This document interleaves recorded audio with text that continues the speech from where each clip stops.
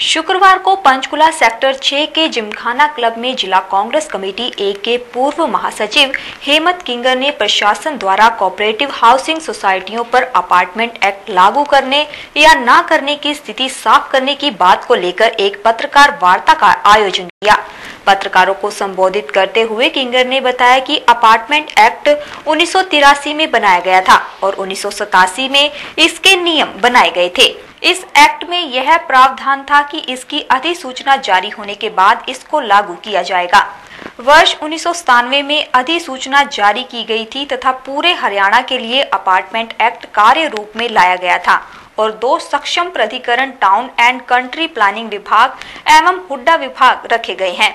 वहीं हुड्डा द्वारा cooperative society एवं वेलफेयर ऑर्गेनाइजेशन के लिए भूमि दी जानी थी, लेकिन अब तक यह स्पष्ट नहीं हुआ कि apartment act co operative group housing societies पर लागू होना है या नहीं। जैसे टाउन एंड कंट्री प्लानिंग था, उसमें यह था कि जो प्राइवेट बिल्डर रजिस्टर्ड कराएगा वो टाउन एंड कंट्री प्लानिंग से कराएगा, और उसके बाद हुड्डा से जो, और हुड्डा में भी 2 तरह की ये रजिस्टर्ड होती थी। हुड्डा वाले जो करते थे उसमें कोऑपरेटिव ग्रुप हाउसिंग सोसाइटी एक होती थी, एक वेलफेयर ऑर्गेनाइजेशन।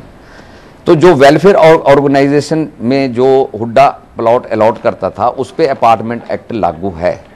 तो जो कोऑपरेटिव ग्रुप हाउसिंग सोसाइटी से जो हुड्डा से लेके अपना जो रजिस्टर्ड करवाते थे, तो उस पे जो था अभी अंधेरे में है, उस पे लगता नहीं है, ना ही लगना चाहिए, क्योंकि एक्ट जो बोलता है कोऑपरेटिव ग्रुप हाउसिंग सोसाइटी का, वो ये बोलता है कि हमने एक शेयर को ट्रांसफर किया है। जब हमने शेयर को ट्रांसफर किया है तो उसका रजिस्ट्री कराने का मतलब ही नहीं बनता है, ना ही अभी कोई करा रहा है। अभी पीछे 2 महीने में पहले जब ये झमेले पड़े थे, हल्ला गुल्ला हुआ था, लोगों ने गलत बयानबाजी की, उस चक्कर में 150-200 लोगों ने करा लिया इसको, उन लोगों का नुकसान हुआ।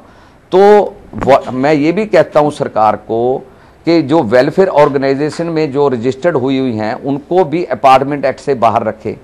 जो कोऑपरेटिव ग्रुप हाउसिंग सोसाइटी हैं वो ऑलरेडी वैसे तो बाहर है, लेकिन सरकार उसकी जो है क्लियर पोजीशन में लाए कि उसको जो है वो अपार्टमेंट एक्ट से बाहर है, ताकि जो लोग बार बार अंधेरे में हैं वो अंधेरे में ना रह सके। उल्लेखनीय है कि बीते दिनों इस मुद्दे पर काफी बवाल मचा था, जिसके बाद ये मुद्दे उठाए गए थे।